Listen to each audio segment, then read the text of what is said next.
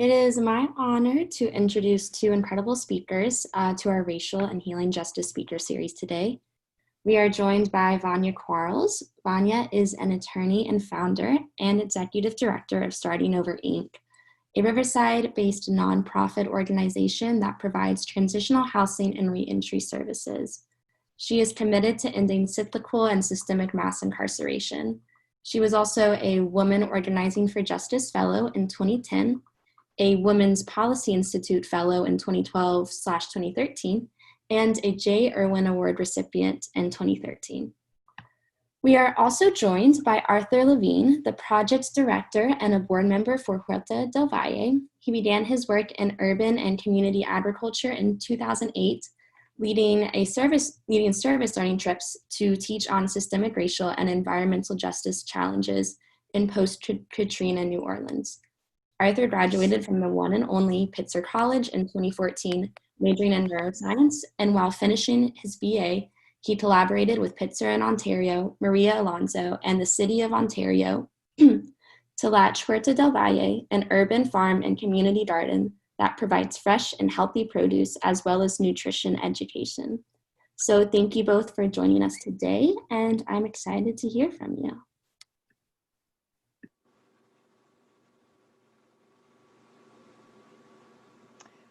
All right. So, Vonya, you want to take it away and get us started? Yeah. Professor, I'm going to take it somewhere. All right. Take it away, take it down, up, out, wherever you want to go. We'll put it in your hands. Yes. So you can hear me okay, I take it? Good.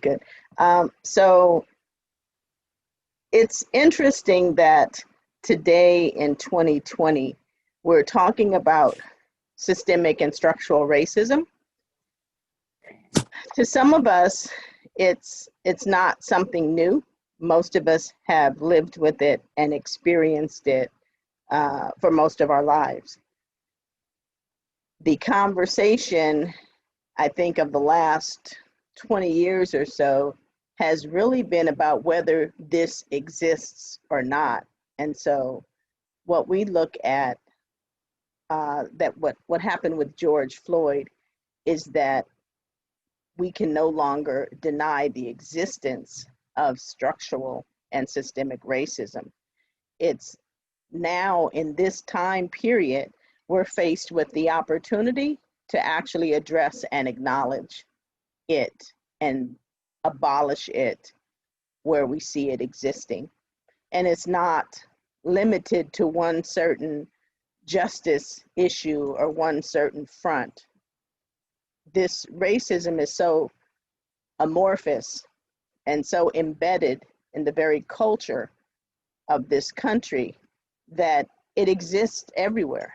And so our work at Starting Over has been around poverty and around incarceration, hyper-incarceration, mass incarceration. And we're talking about in a disproportionate impact to Black and Brown people. So we've looked at it from that perspective. Our organization is what you call a Black-led organization, which right now appears to be fashionable. And so what's happening or what we're feeling is that organizations and foundations that we were unable to reach are now reaching to us, which can create an imbalance in our communities. And so we are experiencing strained relationships with our community partners because right now funders are looking to fund Black-led organizations at a rate that's never happened before. While I appreciate that, and it's important and critical, what's more important to Starting Over is that we recognize and continue to recognize that there is no prize for arm wrestling people to occupy the last place in line. And we are challenging ourselves, we're challenging community partners to remember that this is about circle organizing and not lines. We are strained, we are busy, we are seeing changes happen in the past 6 months or year that have never happened in 10 years before. So Riverside County has declared racism to be a public health crisis. The public health department actually wrote prescriptive actions that can be taken. Organizations like Starting Over are on the ground to make sure that change actually becomes a reality, and that Black-led organizations aren't treated as flavors of the month, that we are here and we're here to stay. So that becomes critical to us. And so we're seeing initiatives pop up, and we're continuing to do our part in doing this work. We are fighting right now for visitation to be restored, both at the county and state level, in the jails and in the prisons. And we are fighting for the release of bodies from the jails and from the prisons, because the state is unable to protect them from this pandemic. And while we know at some point we will recover from the pandemic, at least one pandemic, we know that the real work is around addressing the white supremacy pandemic that is taking hold of a lot of the federal legislation. So Starting Over provides transitional housing and reentry services. And reentry services are those services that people need when they're coming home from jail or prison, or treatment programs or domestic violence. But we probably 80% of our clients are returning residents from incarceration. And so the reentry services look like, of course, taking care of the immediate need of housing, getting people connected to the services they need, employment, getting some income, getting mental health care, family reunification. Those are the things that we look at. We have a staff of about 4 full-time people and 9 part-time people. We have policy advocates. Actually, we have a policy advocate fellow that came from the Pitzer colleges, or the 7 Cs. And then we have a policy associate. We have peer support specialists who work directly with our house guests. We have an employment development person, and an operations manager, and a case manager. So we're still a small organization.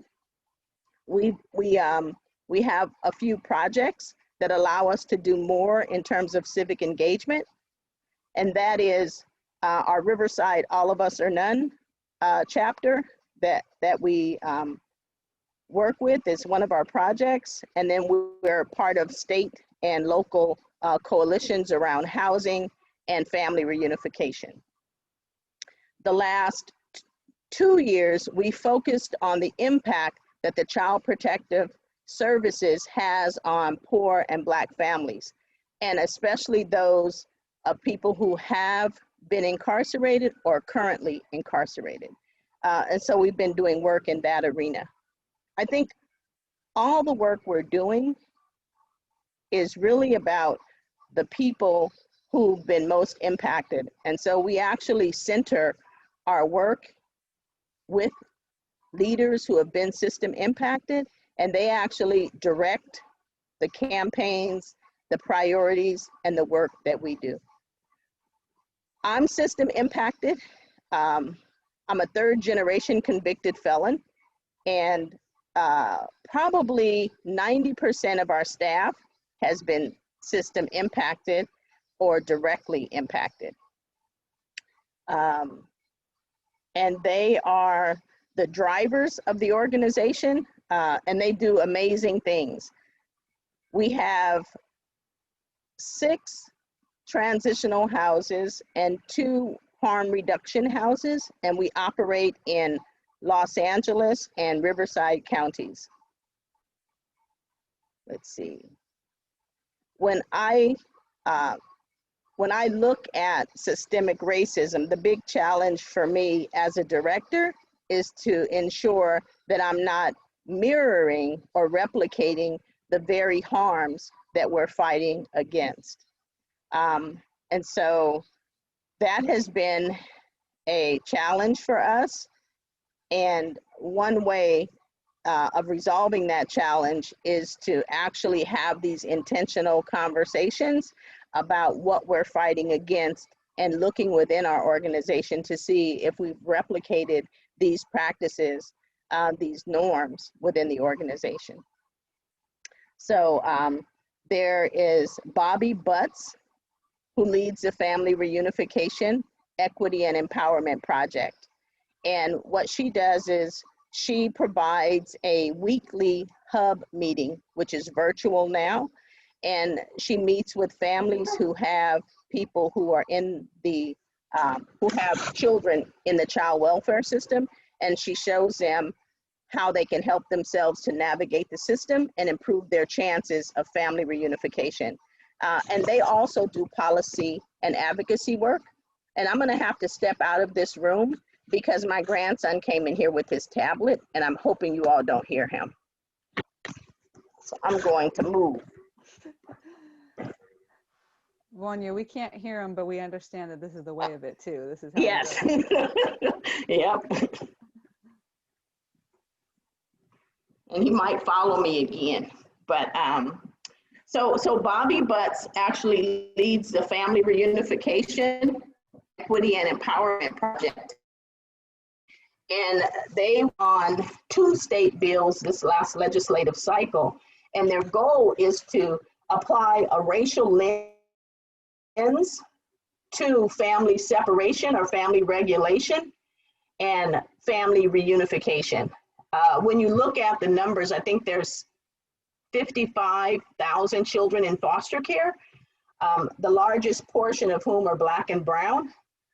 They want to see if they can create policies and enact changes that will eliminate the disparities. And pushing back on a system that punishes poverty and often confuses poverty with neglect. And so those are the things that Bobby and her team have been working on. Jordana, who is the policy associate, Jordana Wong, she has been working around in-person visitation in the county jails. She's been active on the Free the Vote campaign, Prop 17, go Prop 17, no, I'm just kidding, but I'm not. Prop 17 is about allowing people to vote who are on parole, and there's about 50,000 people in the state on any given day who are on parole. So this will have an impact. I think the next step will be getting folks to vote.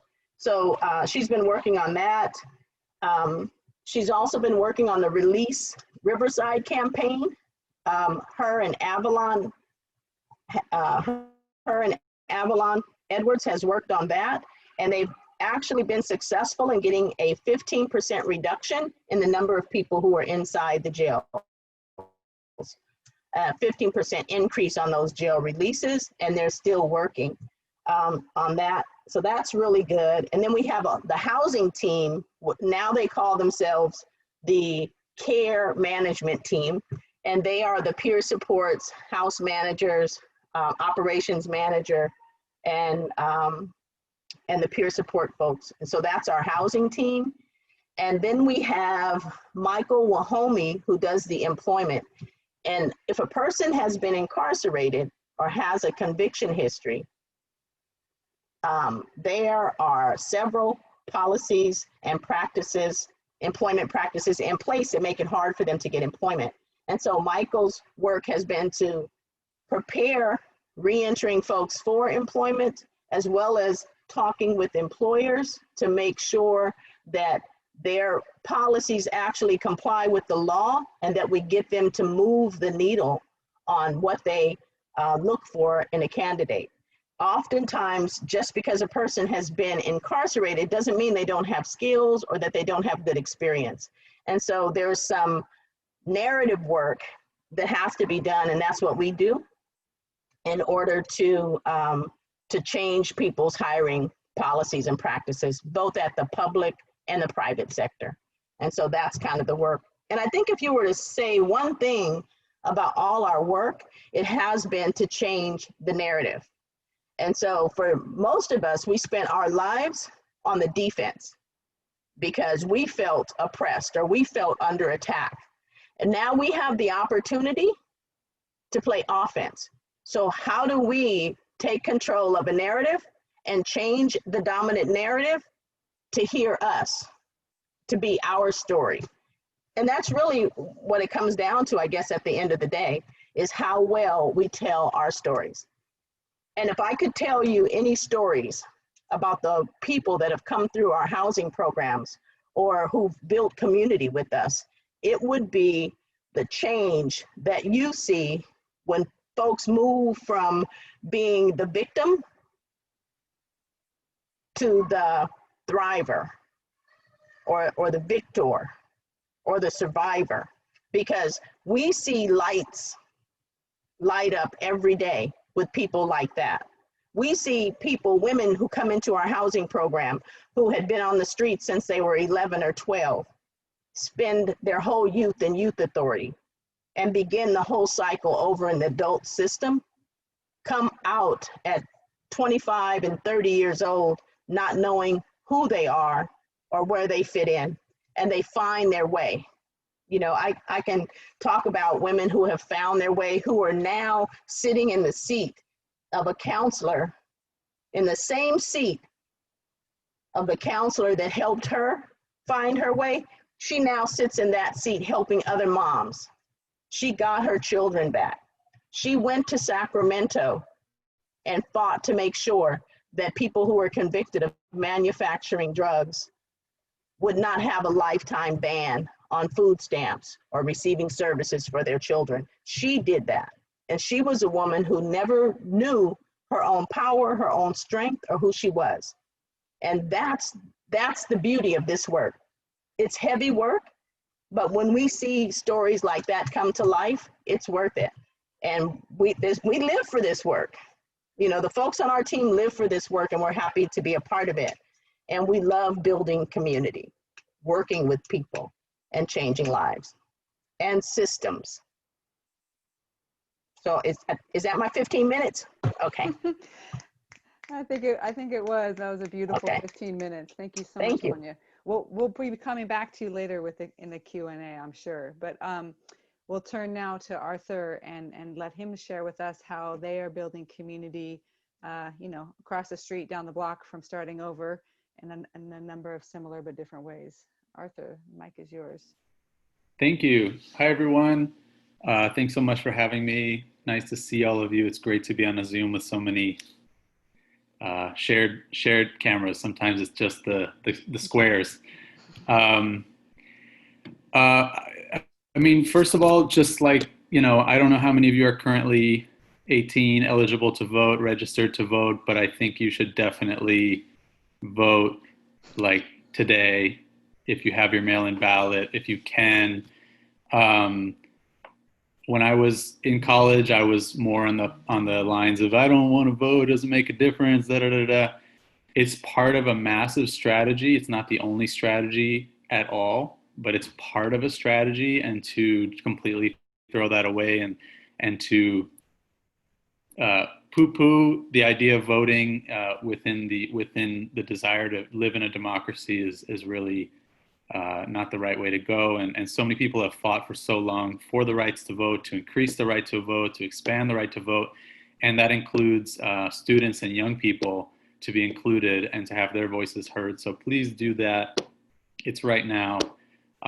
There's so much serious stuff that's dependent or partially dependent on the outcome of this election. So just before I get into what we do right here, just sharing that, I think it makes a big difference right now. And especially think about so many people who are stripped of their right to vote through, let's say, incarceration, through voter suppression, through being immigrants, through not being of age yet, et cetera, through disability, through there not being enough opportunity to vote. So also vote knowing that if you can, it's a privilege and it should be a right. And we should exercise and utilize it to the best of our ability. Anyway, So I'm Arthur Levine. I've been working with Huerta del Valle. We are a food justice organization. We originally started in the city of Ontario, kind of as an outgrowth of various Pitzer and Ontario community engagements. But now we are more of a regional organization, still mostly focused on the west side of San Bernardino County and Riverside counties, which are massive places. For those of you who've had the opportunity to get to know them or looked at a map, they're some of the biggest counties in the United States, and so it's tough to really engage across the entire county. It takes a long time to build that capacity. But we've really expanded to be more of a regional organization in the last few years, working not only in Ontario, but also in Jurupa Valley, parts of Riverside, and more recently starting a community garden in San Bernardino, which we're really excited about and is going really, really well. It's a little tough to bring up so many different ideas, especially when we discuss the land. But there's, without a doubt, we are living inside of, for those, I don't know if anyone's international student may be zooming in from another country, but in the United States, we are on stolen land. We are living within a long-term, but still a settler colonial project that committed mass genocide, mass enslavement, and continues to practice these things through mass incarceration, detention centers. That's where we are, and a lot of that has to do with stealing some of the most productive, fertile land in anywhere in the world out from under indigenous people and using it to build what is now considered one of the most powerful nations in the world. Is also laughingstock of the world in terms of our response to COVID and our ways of ignoring rather than addressing systemic inequality, racism, etc. But specifically in our local context, the way that the land is being utilized, in my argument, my thesis statement would be that the way the land is being utilized in the Inland Empire is preserving poverty, making people sick, and destroying our environment. If you're able to check out a few just points of reference, you can look at what's known as the Cal EnviroScreen data, which pretty much shows where the concentrations of high levels of pollution, contamination, groundwater pollution, air pollution, soil pollution exist. You can also look at the California Disadvantaged Communities map, which are both able to be found on the ca.gov websites. You can just look them up, and you'll see that there is an overlapping of environmental harms that are being caused and disadvantage or economic harms that are being caused that are really highly concentrated in these inland valley communities, especially those communities that are much higher populations, folks of color. The Inland Empire is essentially a port, but it's not on the water. It's an inland port where a huge percentage, somewhere between 40 and 60% of goods that come from overseas are transported via highways, via rail, via airplane through these communities and stop off here in these massive warehouses, some of which are so big, I think 250,000 square feet, like on the order of acres, these buildings. There are new Amazon, new Walmart facilities that are built seemingly overnight that pop up these giant squares, and they really dominate the landscape, and they have nothing to do with quality of life, well-being. They don't have parks, they don't have schools, they take up so much space, and they're toppling over really productive agricultural land. And all the while, more and more diesel-powered trains, diesel-powered trucks are coming through communities, specifically communities of color, where the most minute portion of the benefit of these massive industries is staying. So basically, the owners, the people who are making the most money from these industries do not live in these communities, yet they build their warehouses, they send their trucks, their trains, their products through them. And some of these products are not even distributed in California, they go all over the country. And so that's one of the principal ways that land is being utilized in the Inland Empire. And through some of our partners like the Warehouse Workers Resource Center, et cetera, we've learned over the years that The jobs that are created are not well-paying. They're not even middle-class jobs. They have no really opportunity for upward mobility in the job space. And so even if these are all the jobs that are being created in the landscape, it's preserving poverty. There's no real way to get up and out of that scenario. So many folks are choosing to go into that industry instead of pursuing higher ed or college. College doesn't seem realistic, maybe not even graduating high school, just going to the warehouse jobs. And those jobs also are making people unwell because they're dangerous, it's repetitive tasks. I think somewhere between 50 or 60% of warehouse workers have reported like being injured on the job or continuously being injured on the job. They're in closed spaces, they're hot, they're dusty, there's diesel motors revving all the time. So it causes asthma and ultimately can cause cancer and other things like that. And so they're making people unwell, not to mention that not making enough money to be able to figure out if you're going to pay rent or utilities or pay for medical bills or buy healthy food also leads to long-term chronic illness.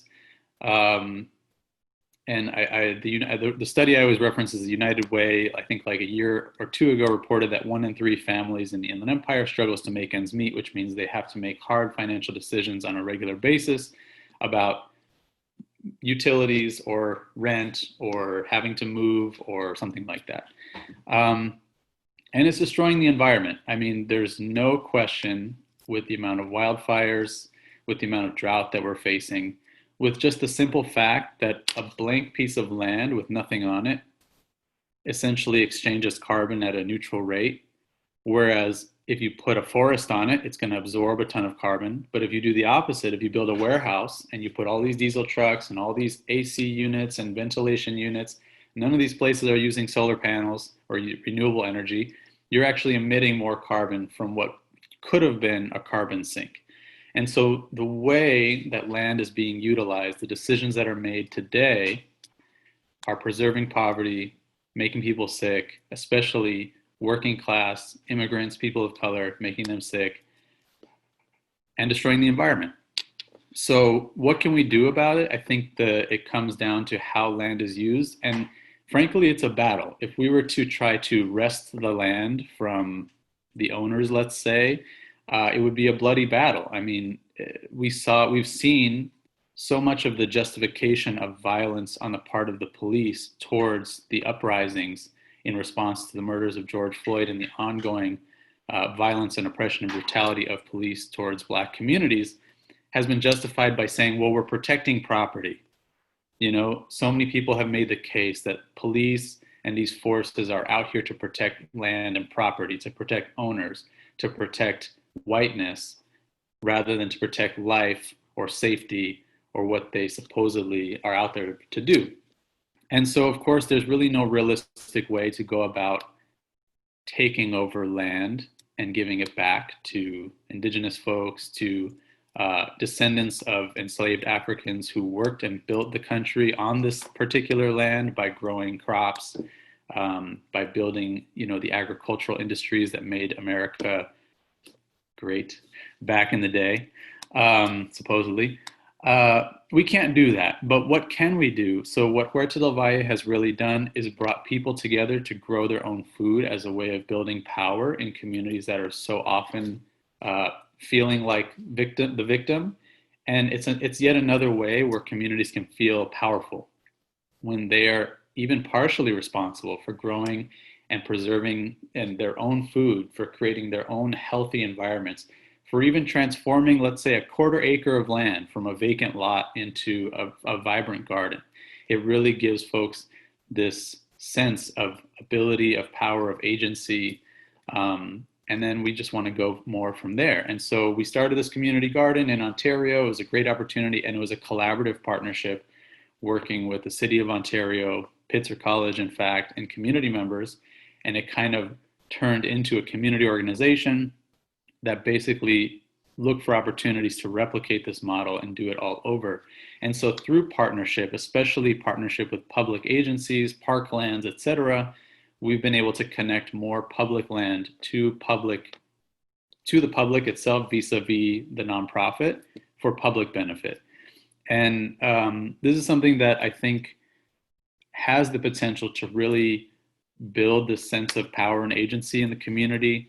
It also theoretically or effectively connects folks who have been marginalized on the land, you know, as farm workers or even as descendants of slaves, who had to work for free to make others rich. It allows people a scenario where they can work for themselves to enrich their own communities, their own lives, their own families on that same land.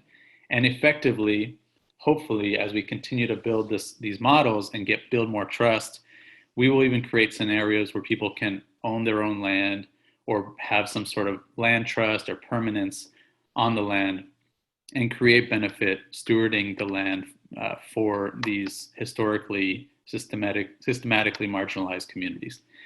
There's a long, long way to go, and I really appreciated what Vonya said about having those tough discussions internally, because as we grow, we also are becoming an agricultural organization, and we have bills to pay, and we want to produce just as rapidly and heavily as our competitors, like, you know, agribusiness essentially.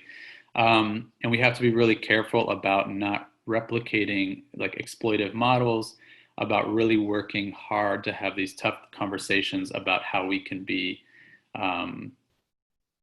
as, whether it be egalitarian or simply just address power dynamics in our work every single day. And that's part of the healing. But I feel like it's a really important step forward. And to kind of put it back into summary, we're trying to create scenarios that put public land into public hands for public benefit, connect marginalized communities to the land, where through their stewardship, they can enrich their communities that have been so historically thrown to the side, heal themselves, heal their communities, and support everybody's greatest mission, which is to not succumb to climate change right now. And I think it's so common for white folks who are already landowners to be seen as like the ones who are going to address the climate issue, when really 60 or 70% of the food around the world, according to Vandana Shiva, is still grown by small family subsistence farmers. People of color all over the world are the ones still managing the land and growing food. And in the United States context, I think it would be amazing to create scenarios where those who are most marginalized, who are living most in environmental justice communities or most susceptible to environmental racism, can be put on the front lines to steward the land and take care of it and essentially save all of our asses. I don't know if we're not on the radio, I can say that. To save all of our asses, basically. Because just last thing, like so many of the immigrant folks we've worked with, they have the knowledge. They've been organic, regenerative, sustainable permaculture farming for their whole lives. And it's all about connecting folks to those resources and seeing where they go. Let's give it up. Thank you so much, Arthur. That was beautiful. I just want to say a personal bit of thanks. I met Arthur 11 years ago when he was a first-year student at Pitzer College in my class called Healing Our Communities and Healing Ourselves. And he eventually went on to be a CASA student and become an intern with Huerta de Valle. And then this has become his career, and it's beautiful to see him turn into such a wonderful teacher for us. And Vonya, I am also partially biased too. I sit on her board for Starting Over, and I'm a huge fan of her and the work that she and Starting Over and Riverside are doing. And I want to pose a question to both of you first, and then we'll open it up to Q&A from everyone else. But I think in our last speaker series last Tuesday, we had someone, Susan Phillips, speaking about gangs and policing and surveillance in prisons. And at the end, she was sort of talking about, sort of from an abolitionist framework, it's about how we can break these systems down, but also about what we're building up instead. And I think you both just beautifully talked about what we're building up as we break down what no longer serves us, or maybe never ever served us, but systems that hurt us, and how do we create systems that heal and reduce that harm and create something new. And so I'd like you guys to talk to us about that, of how do you do this work I once asked an abolitionist activist, you know, I was feeling very conflicted about teaching inside a prison while also being an abolitionist. And she said, look, my Central American colleagues who are in the struggle for their nationhood and their rights always taught me, you're working inside the state, outside of state, and against the state. You're doing all three at once. You're not only just working to bring it down or build something up, you're doing everything at once. And so I want to hear from you guys about, how do you find yourselves working alongside the state, maybe try to talk to elected officials and work with them on moving things ahead that you want, working outside the state, trying to bring down propositions or bring new things up, and then working against the state and creating your own things altogether. A little bit of that abolitionist framework of how do you navigate all that different, because I know, especially at Pitzer College, there's a lot of interest in being grassroots, radical, working to bring things down, but then there's also interest in policy change, and there's also interest in service providing, and you all manage to do all of those things. So maybe you could just talk a little bit about that, and or the tensions you face therein.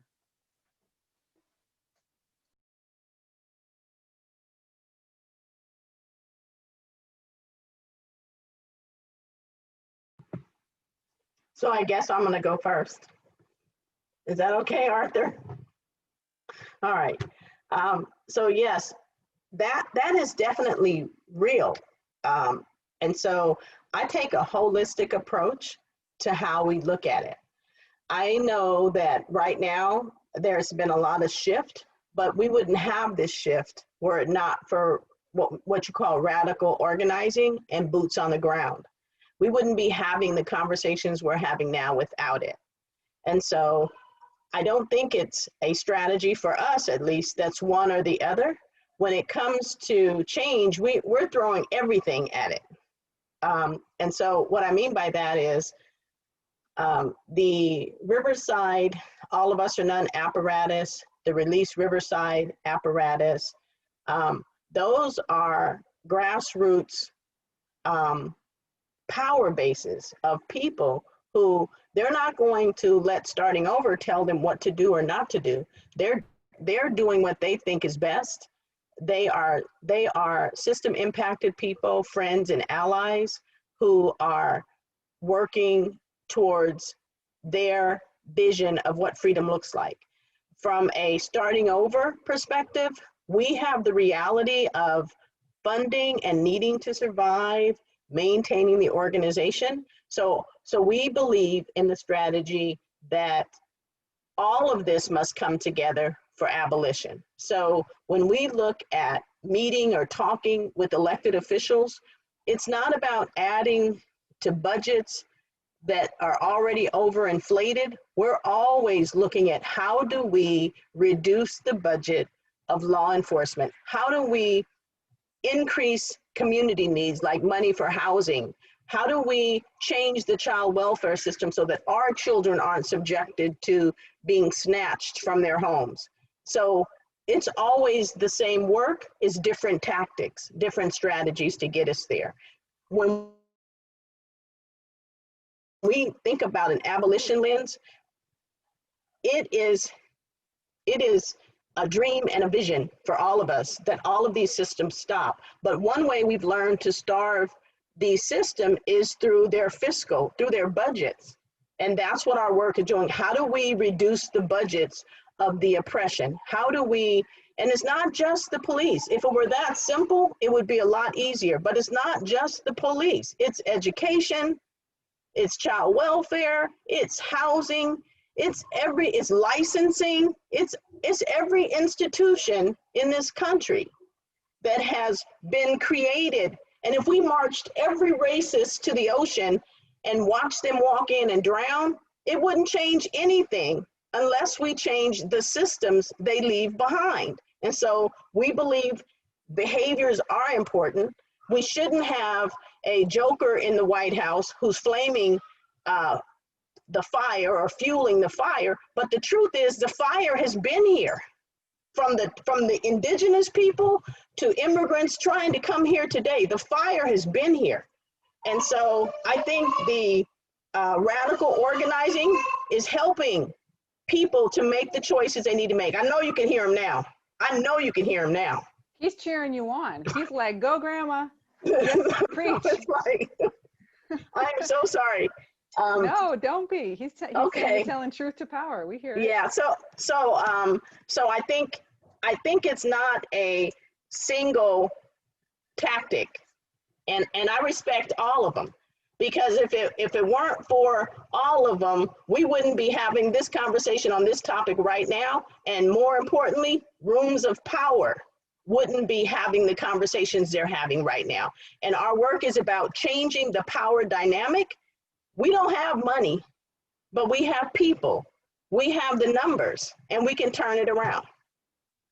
So I don't know if I answered it or went off track. I sometimes go out on a tangent, but that's all I got. All right. I think you killed it. Arthur, do you have anything to add? Yeah, I mean, I agree.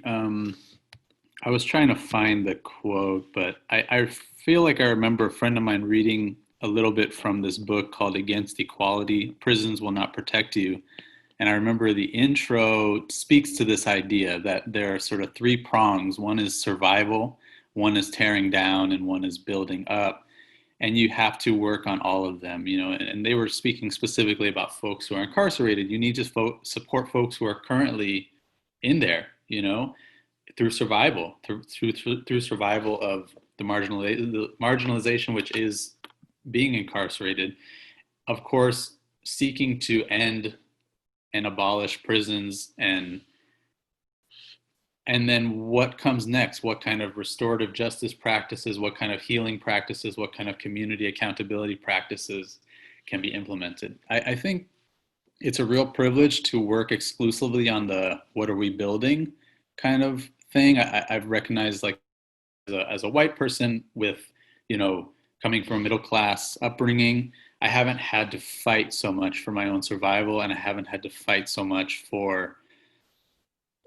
to tear down things that were built against me. And so I've had the privilege of really focusing on what do we want to see, what do we want to build. And so I think it is very privileged to focus just on one, and I think it's very blind just to focus on another. You know, it doesn't make sense to just keep. There's that classic metaphor of you see a baby floating down the water, you go and rescue it, you see another one, you go and rescue it, see another one, instead of figuring out what's causing that. And so, I mean, the governor of California just announced this big initiative to work with, you know, landowners to address climate change. You know, there's the cap and trade program in California. It's one of the few states that's actually implementing cap and trade. They're taxing people who overpollute, creating resources, and then trying to distribute those resources to affect climate change. If we're not at the table and like really pushing to be at the table, all those funds are just going to go to the same people they've always gone to, all the same projects. No one's going to be innovative. No one's going to address equity. We have to be on those phone calls and just keep saying, why is this not in Spanish? Why is this not in Vietnamese or Mandarin or Hindi or whatever? You know, like, there's a lot of people in California who don't speak English. Why are these crucial phone calls not being translated? You know, we just have to keep asking those questions, and eventually people do respond, at least some people, because eventually folks like you who are in this class today are going to graduate, and some of you will get those jobs. This was kind of part of the thrust of the Students for a Democratic Society, was addressing the fact that in the university space, people are being conditioned and prepared to go into these seats of power to continue to replicate systems of oppression. So addressing these issues as students right now and becoming, you know, champions for radical transformation right now means when you get that election seat, when you get that CEO position, when you're on the board of these places, you'll remember this conversation and you'll know what you need to do. Just like how Amy Coney Barrett knows what she needs to do for the political right, for the, you know, radical theocrats. She knows what she needs to do. She got into that position of power completely illegitimately, although legally, and she knows what she has to do now, as does Brett Kavanaugh and the other one. Does that make sense? So, like, we're all going to be in these positions at one point or another where we're going to have, especially you all with your degrees, power. And so we need to know what to do with it. And that involves being in all levels of the struggle. Thank you so much, Arthur. So Ada, turn it over to you for some questions, student questions. Yeah, so just a quick reminder that if anyone has questions throughout, they can drop them in the chat or message Tessa or I, and we can share them. In the meantime, I have a question for both Vonya and Arthur. I think what both of you touched on, and I think what's like a core pillar to both of your organizations, is the idea of internal community empowerment. And while we do have some locals here in this room, I think most of us would be considered like outsiders or not like internal and from the community. So how can we as students coming from all over the country, all over the world, be a part of that message and that core pillar of internal community empowerment?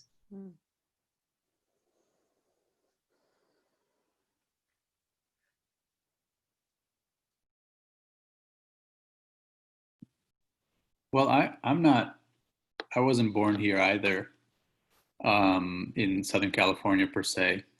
One of the things that I've tried to really push is that this is an extremely complicated region. There's so many people from so many places constantly coming in, going out. So, you know, if we get too caught up in this question of like, who am I, where do I fit in, it can be debilitating. But then again, I mean, I've been very committed to being here and being about this place for, you know, since my time at Pitzer and then sticking around for quite some time.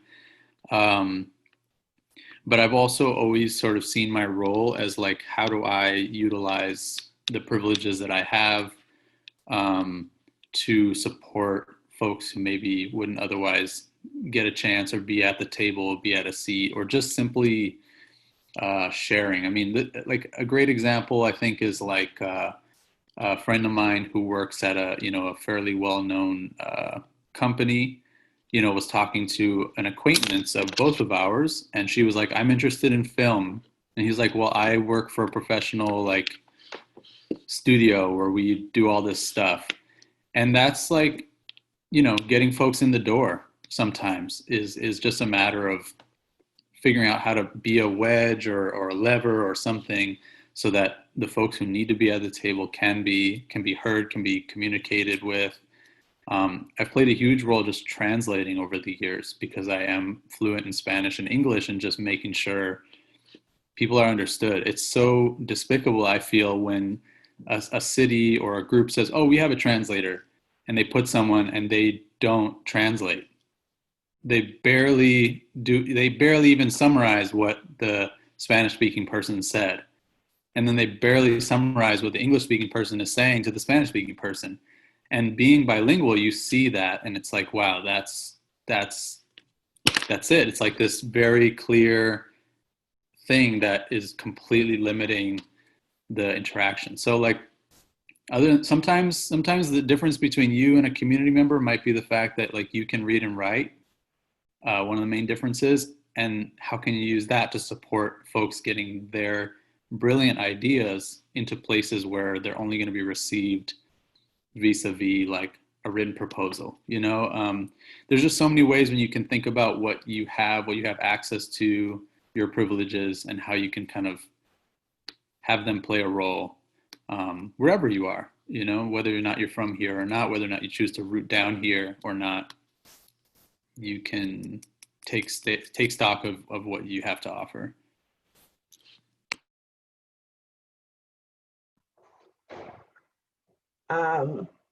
Thank you for that. I think it's the same way. I think getting in where you fit in, and you'll know, you know, your lives might be very different from the people that are here in the local community. But that doesn't mean that you don't have a role to play. I think it's just about following what's inside of you and leaning into the gifts that you would bring to this work. And I think the opportunity that you all are getting while in school, and especially working with Professor Peterson, to be introduced to a lot of different ideas, things that go against the dominant narrative. We've worked with interns from Pitzer, and they've come from all over the world, actually. And some of them stay and or go. We know some that have gone out to other states in this country, but who are still committed to doing what they found here, related to what they found here, and some aren't. So that's going to be the choices that you all are freely going to make. And whether you do work locally, whether you do it at a state level, federal level, international level, or just in the circle of influence that you have, it's still, it's still work. And we need team members. So if anyone wants to engage locally, and I hate to do this, but I will tell you, we would love to have you if you're interested in criminal, racial, or any criminal or racial justice, and climate change is real. And who is it going to impact first? Those of us who are on the ground. So there's work in whatever area you decide to go in. I would just go in what feels right to you, what you feel most committed to, and then get in wherever you fit in. And just know that you have all the power that you're going to need. You have all the resources that you're going to need, because they're going to come. They will come. I don't think it's the resources that are the greatest challenge for us now. For the first 7 years, that's what the challenge was. And now the challenge is about capacity, bandwidth, and staying committed to the things that we started off committed to, because sometimes with different things pulling, we've had so many fires the past 4 years that we have felt like we were actually back to fighting for survival again, because that's what it feels like. So those things will come and go, events will come and go, your commitments will stay.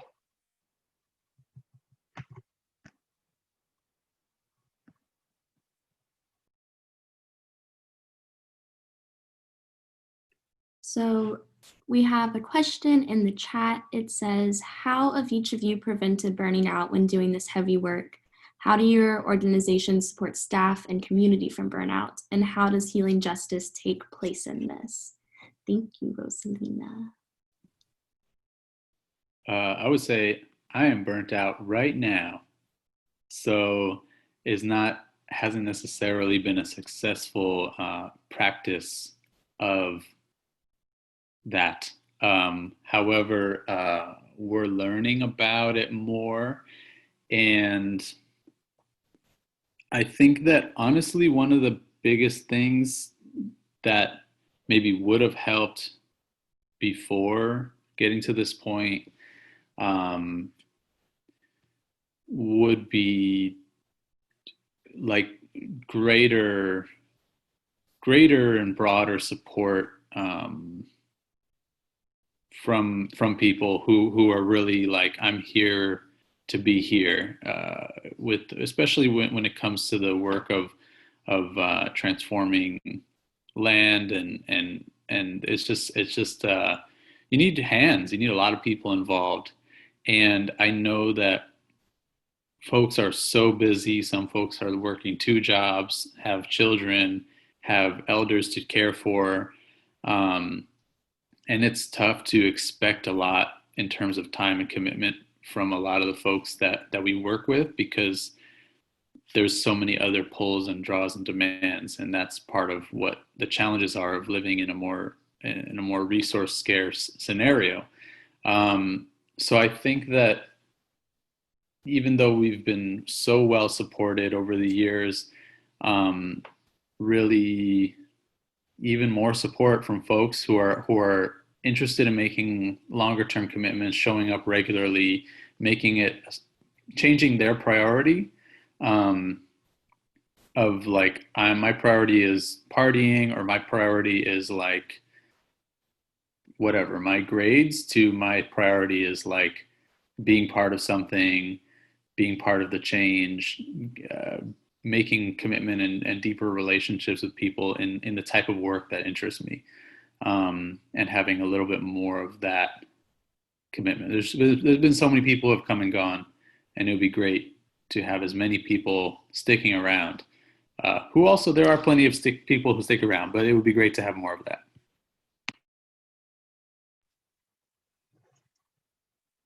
That is a great question. And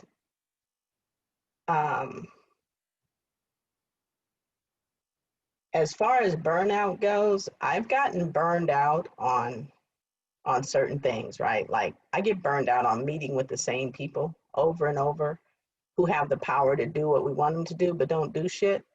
That burns me out. I've never had the burnout of everything. And so I'm grateful that I haven't had that experience where I'm just burned out on the work. But I do get burned out on certain tactics or just doing the same thing over.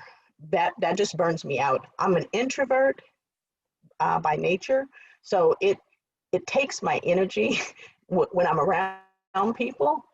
And it sounds weird. I care a lot about people, but to be in a room and go through all that stuff, it will drain me. So I oftentimes will retreat. This is how I take care of myself. I will retreat and give myself the solitude I need to rejuvenate. And then I'm able to go back and do the work that I need to do. And I want to create those spaces in the organization so that when good people work in our workplace and give of themselves so much to the people that we work with and build community with, that they have a way to care for themselves. And so we've been talking with Tessa and other partners about what that self-care looks like. And one of our housing folks has created this cooking thing where she actually works with the housing guests, and they cook different stuff, and then they have conversations about it. And to her, according to her, this is helping her with healing and is helping the house guests. So I think there's different ways that people address burnout and practice self-care. And for me, it's about recognizing and appreciating that people will do it differently, and that we just have a space to do that. We have had people burn out at work, and sometimes they'll leave and they'll come back, after 3 or 4 months, and maybe that's what they need. They need to have that time to heal or go and question or do whatever they need to do, and that's what they have to do. So, yeah. Thank you so much for that question, Rosalina. And unfortunately, I think we have to stop here. I know that Arthur got a couple of questions. So I'm asking if he can respond either through the chat or if you can follow up with him directly. I put in the chat all the emails, or rather the links for the websites for Vonya and for Arthur, so you all can find them there and continue on. If you want to volunteer, it sounds like they're open. If you'd like to do a more deeper dive of engagement, come through the CASA program and you'll get 125 hours of an internship with them, and then you'll really get a great experience. But yeah, unfortunately, we're at the end of our time, so I'm going to wrap it up here. I just want to give a heartfelt thanks to Vonya and to Arthur. I know how busy you all are, and I really appreciate you taking the time. And I think what you've said is so important. What you've shared has been really uplifting. So if anyone wants to, you take yourself off mute and give some hoops and hollers and snaps and claps, and we're going to thank them and for today. Thank you so much. Thank you. We'll be back next Tuesday looking at immigrant justice. Join us again next Tuesday at 11. Thank you, Arthur and Vonya, so much. I threw my email in the chat, so anyone who had follow-ups can just email me anytime. Thank you for having us, Tessa and class, and Jessica, and everybody else. Thanks, everyone. Thank you, Vonya. Thank you. And the food class, first year food class, there's 12 of us, 13. Yes. Yes. Welcome. Kibokile, how are you? I'm Thanks for good. It's having good us. to see you. Yeah. Thank you, everyone. Be safe and be Thank well. you. Yeah. Thank you. Okay. Thank you. Thank you. Bye. Thank Class you. is